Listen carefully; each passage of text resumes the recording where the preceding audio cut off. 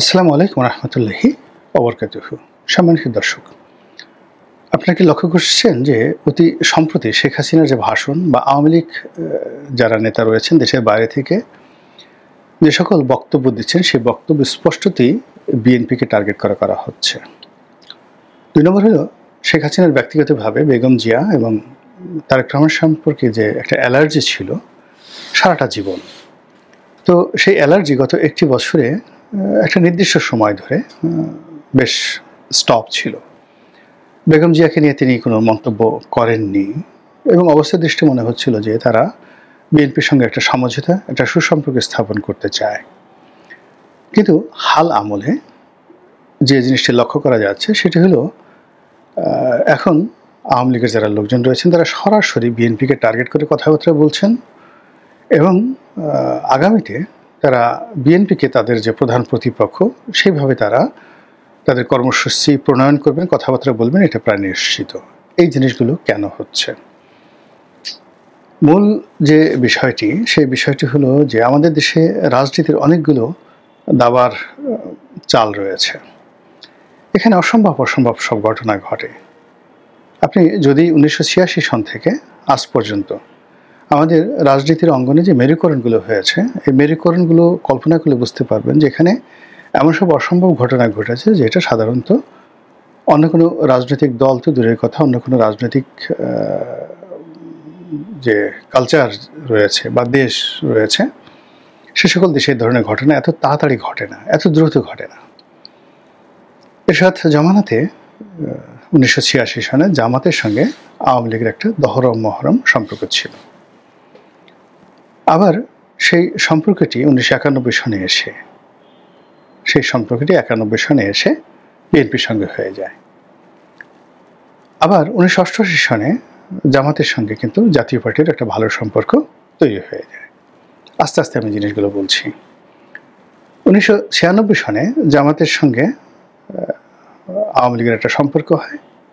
আবার ২০০১ সনে বিএনপির সঙ্গে জামাতের সম্পর্কটা এত গভীর হয় যে সম্পর্কের কথা কল্পনাই করা যায় না। বলা হয় জামাত বিএনপি জোট এবং সেখানে কার্যত ২০০১ থেকে ২০০৬ সন পর্যন্ত ম্যাটিকুলাসলি বিএনপির উপর ভর করে জামাত যে রাজনীতি করেছে এটা বিরল এবং তার কারণে আজকে তারা একটা অপ্রতিরোধ্য শক্তি হিসাবে দাঁড়িয়ে গেছে। এখন বিএনপির কথা চিন্তা করি। বিএনপি রাজনৈতিকভাবে প্রথম থেকে অনেকের সাথে বন্ধুত্ব করেছে। মুসলিম লীগের সঙ্গে করেছে, জামাতের সঙ্গে করেছে, এমনকি তাদের প্রয়োজনে তারা সর্বোচ্চ চেষ্টা করেছে জাতীয় পার্টির সঙ্গে একটি সম্পর্ক স্থাপন করার জন্য, কিন্তু সেটা হয়নি। ইতিহাসে বিভিন্ন সন্ধিক্ষণে আমরা দেখেছি বিএনপি এবং আওয়ামী লীগ তাদের মধ্যে একটা সৌহার্দ্যপূর্ণ সম্পর্ক হয়েছে। দুই নেত্রী বসেছেন, ডায়ালগ করেছেন, তাদের ছবি ছাপা হয়েছে। তারেক রহমান সাহেব তিনি টুঙ্গিপাড়াতে গিয়েছেন। আবার দেখা গেল যে সজীব ওয়াজেদ জয় যখন বাংলাদেশে এলেন তখন হাওয়া ভবনের পক্ষ থেকে জহিরুদ্দিন স্বপন সহ বেশ কয়েকজন নেতাকে জনাব তারেক রহমান তার শুভেচ্ছা বার্তা দিয়ে জয়ের নিকট পাঠিয়েছেন। এই জিনিসগুলো রাজনীতির যে অভিলাষ, বন্ধুত্ব করার অভিলাষ, এই অভিলাষগুলো ফুটে উঠেছে। পরবর্তীতে আবার দেখা গেল যে বেগম জিয়ার প্রতি যে নির্মম এবং নিষ্ঠুর আচরণ করেছে আওয়ামী লীগ, তাকে গৃহবন্দী করে রেখেছে। তার বাড়ির কারেন্টের, তার অফিসের কারেন্টের যে বা বিদ্যুতের যে লাইন এটা বন্ধ করে দেওয়া হয়েছিল, এমনকি পানির সংযোগও বন্ধ করে দেওয়া হয়েছিল এবং পাশের বাড়ি থেকে বিদ্যুৎ এবং পানি এনে কোনো মতে এই তারা যখন আবদ্ধ ঠিক সেই সময়টাতে বেগম জিয়ার যে কনিষ্ঠ সন্তান সজীব মানে আরাফাত রহমান কোকো, তো তিনি মারা যান, অসুস্থ হয়ে মারা যান এবং তার লাশ যখন বাংলাদেশে আসে তার আগেই শেখ হাসিনা যান বেগম জিয়ার সঙ্গে দেখা করার জন্য এবং তাকে গেট থেকে ফিরিয়ে দেওয়া হয়। এবং এটা নিয়ে নানা কথা রয়েছে যে শেখ হাসিনা সেখানে গিয়েছিলেন মূলত নাটক করার জন্য, উদারতা দেখানোর জন্য, আর বেগম জিয়া এরকম একটা নাটকের জন্য আসলে মেন্টালি প্রস্তুত ছিলেন না। এর কারণ হলো তিনি একে তো বয়োবৃদ্ধ, অসুস্থ, তারপর সন্তান হারানোর শোক, এরপর তার উপর যে জুলুম অত্যাচার, এই জুলুম অত্যাচারের পর শেখ হাসিনার আগমনটা তার কাছে একটা অপমান এবং চপেটাঘাত বলেই মনে হয়েছে। এনিওয়ে, তো এই ঘটনাগুলো বাংলাদেশে ঘটেছে। আপনি কোনো অবস্থাতেই যদি এগুলোর আপনি নমুনা ধরেন যে আগামীতে আশ্চর্যজনক কোনো ঘটনা ঘটবে না, এটা আপনি বলতে পারেন না। একটা সময় আওয়ামী লীগের সঙ্গে এরশাদের খুব ভালো সম্পর্ক ছিল। আবার সেই সম্পর্ক খারাপ হয়ে যায়। আবার তাদের মধ্যে বন্ধুত্ব হয়। আবার শেখ হাসিনা পুরো জাতীয় পার্টিকে একটা গৃহপালিত বিরোধী দল রূপে তাদেরকে যেভাবে ছলে বলে কৌশলে, যাকে বলা হয় পুশ ইন করে, স্লো পয়জনিং করে আজকের অবস্থায় পৌঁছে দিয়েছে, যেখানে জাতীয় পার্টির কোনো অস্তিত্বই বলতে গেলে কাগজে কলমে আছে, আর উত্তরবঙ্গের কিছু মানুষের হৃদয়ে আছে। কিন্তু একটি দল, যে দলটি আসলে কার্যত 2001 সন পর্যন্ত যথেষ্ট শক্তিশালী ছিল, সেই দলের যে দুরবস্থা, সেটা শেখ হাসিনার যে চাণক্য নীতি, সেই চাণক্য নীতির ফলে হয়েছে। কিন্তু তারপরেও জাতীয় পার্টি এবং আওয়ামী লীগের যে প্রেম, এটা কিন্তু এখনো পর্যন্ত বন্ধ হয়নি। অন্যদিকে আওয়ামী লীগের সঙ্গে যারা এসেছেন, বিশেষ করে ওয়ার্কার্স পার্টির রাশেদ খান মেনন, হাসানুল্লাহ কিনু, জাসদের, তারপর অন্যান্য যারা আছেন, যেমন দল করেননি কিন্তু একসময় বঙ্গবন্ধুর প্রবল সমালোচক ছিলেন, যেমন সুরঞ্জিত সেনগুপ্ত, তারপর মতিয়া চৌধুরী। তো তারা আওয়ামী লীগে যেভাবে একীভূত হয়েছেন, কিংবা মাহমুদুর রহমান মান্না সাহেবের মতো একদম প্রখ্যাত ছাত্র নেতা, যাদের রাজনীতি ছিল বাম ঘরানার এবং বঙ্গবন্ধু শেখ মুজিবুর রহমানের সমালোচনা, তো তারা একটা সময় আওয়ামী লীগে যোগদান করেছেন।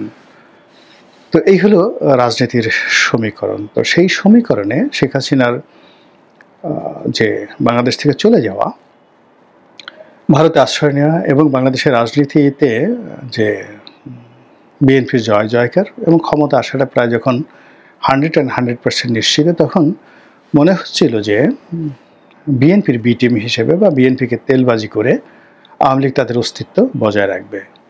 তো সেভাবেই আসলে খুব সতর্কতার সাথে বিএনপির বিরুদ্ধে কোনো কথাবার্তা বলা হয়নি, ধৈর্য ধারণ করা হয়েছে। কিন্তু ইদানিং গত 2-3 সপ্তাহ ধরে দেখা যাচ্ছে যে আওয়ামী লীগ তার পুরনো রূপে ফিরে এসেছে। তারা বিএনপিকে টার্গেট করে নানা রকম কথাবার্তা বলছে এবং তারেক রহমান সাহেবকে টার্গেট করে কথাবার্তা বলছে। এখন এটা কেন, এই জিনিসটি কেন হচ্ছে? যদি এখানে রাজনীতির নানা রকম হিসাবপত্র আপনি মেলাতে চেষ্টা করেন, তাহলে আপনি সন্দেহ করতে পারেন কয়েকটি বিষয়। সেটা হলো, বিএনপি ক্ষমতায় আসবে, 5 বছর 10 বছর ক্ষমতায় থাকবে, এই যে আতঙ্ক, একটা ভয় আওয়ামী লীগের মধ্যে ছিল, যে কোনো কারণে হোক সেটা এখন চলে গেছে। চলে যাওয়ার ফলে কি হলো, তারা এখন অন্য যে কোনো জিনিসকে বাদ দিয়ে বিএনপিকে শুধুমাত্র একটা রাজনৈতিক দল হিসেবে মনে করে তাদের বিরুদ্ধে বিরোধিতা করছে। এটা হলো প্রথম সম্ভাবনা। আদারওয়াইজ এই মুহূর্তে আসলে সরাসরি তাদের ওখানে যাওয়ার কোনো ওয়ে নেই, মানে বিএনপির বিরুদ্ধে যাওয়ার কোনো রাস্তাই তাদের ছিল না। 2 নম্বর হলো যে কেন বারবার তারেক জিয়াকে আক্রমণ করা হচ্ছে। এখানে মূলত আওয়ামী লীগ যে কাজটি করেছে, অর্থাৎ তারা কেবলমাত্র জাতীয় পার্টিকে, রাশেদ খান মেননের ওয়ার্কার্স পার্টিকে বা হাসানুল্লাহ কিনুর যে জাসদ, তাদেরকে ডিপলিটিসাইজ করেছেন তা নয়, বা বিরাজনীতিকরণ করেছেন তা নয়। তারা সর্বশক্তি দিয়ে বিএনপির যে রাজনৈতিক মেরুদণ্ড রয়েছেন, সেই রাজনৈতিক মেরুদণ্ডকে তছনছ করে দিয়েছে।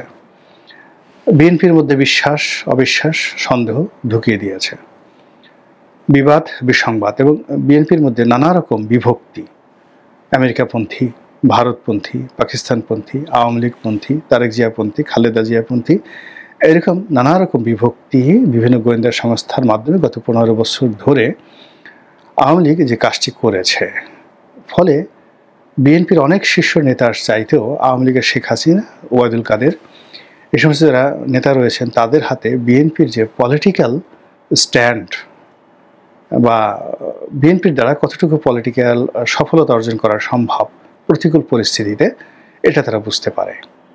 বিএনপির সাথেও তারা বুঝতে পারে। কারণ হলো বিএনপির ওই জিনিসগুলো তারা হ্যান্ডেল করেছে বিভিন্নভাবে।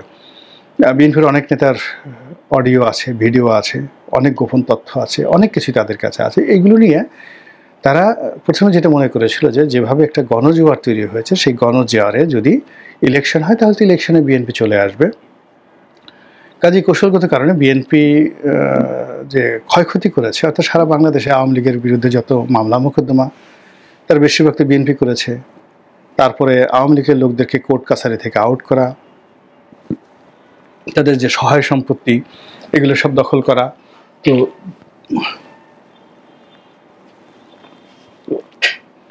এই কাজগুলো তো বিএনপি করেছে, কিন্তু আওয়ামী লীগ ধৈর্য ধারণ করেছে।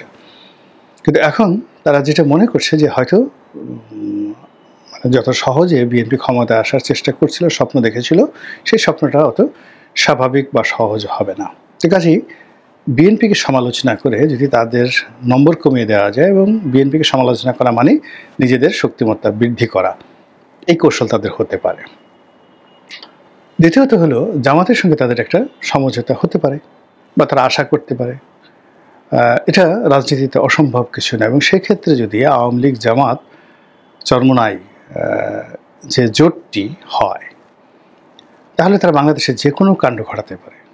মানে শুধুমাত্র চরমোনাই এবং জামাত তারা যদি ভাগে যুগে আওয়ামী লীগের নেতাকর্মীদেরকে আশ্রয় দেয়, প্রশ্রয় দেয়, এবং দিল্লি থেকে যদি গ্রিন সিগন্যাল দেওয়া হয়, তাহলে এই দুটো রাজনৈতিক দলের যে শক্তিমত্তা রয়েছে, অর্থ রয়েছে, বিত্ত রয়েছে, পুরো সারা বাংলাদেশের প্রতিটি অঞ্চলে বিএনপিকে যে চ্যালেঞ্জের মুখে ফেলে দিতে পারে, এবং শুধু চ্যালেঞ্জের মুখে নয়, আরও অনেক কিছু করতে পারে। এটা বোঝার জন্য রকেট সায়েন্টিস্ট হওয়ার দরকার নেই বা বিজ্ঞানী হওয়ার দরকার নেই। তো সেই জিনিসটি যে হচ্ছে না বা হবে না, এটাও কিন্তু বলা যাচ্ছে না। 3 নম্বর হলো যে দিল্লির মনোভাব। দিল্লি এই মুহূর্তে খুব চাঙ্গাভাবে আছে, যদিও তাদের অভ্যন্তরীণ রাজনীতি এবং ডোনাল্ড ট্রাম্পের কারণে তাদের অর্থনীতি মারাত্মক ঝুঁকির মধ্যে রয়েছে।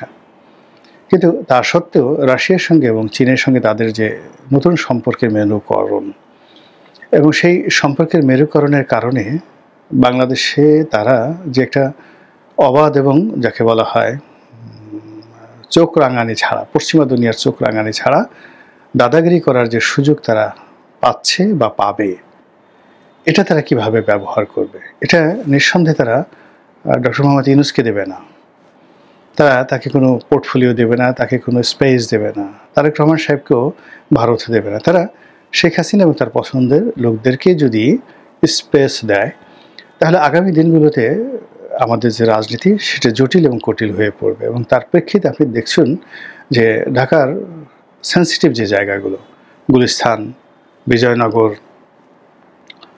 তারপর সায়দাবাদ, সংসদ ভবন এলাকা, মিরপুর, এই সমস্ত এলাকায় ক্রমশ আওয়ামী লীগের যে মিছিল বড় হচ্ছে, মিছিলের গতি বাড়ছে, এবং সেই মিছিল সবাইকে কিন্তু ভয় দেখাচ্ছে। আর তারই প্রেক্ষিতে সামনে নির্বাচনের টাইম ফ্রেম, তারপর বিশ্ববিদ্যালয়ের ছাত্র সংসদগুলো নির্বাচন, অস্থির সমাজ ব্যবস্থা, মানুষের মন মানসিকতা বিক্ষুব্ধ হয়ে ওঠা, আর এর মধ্যে যদি আওয়ামী লীগের যে চাণক্য নীতি, সেই চাণক্য নীতির বাস্তবায়ন শুরু হয়, তাহলে বিএনপি যত সহজে সব কিছু সমাধান করতে চাচ্ছে বা যত সহজে সব কিছু আশা করছে, আমার কাছে মনে হচ্ছে না যে সেই জিনিসগুলো অত সহজে হবে। মহান আল্লাহ আমাদের সবাইকে হেদায়েত দান করুন এবং হেফাজত করুন। আসসালামু আলাইকুম ওয়া রাহমাতুল্লাহি ওয়া বারাকাতুহু।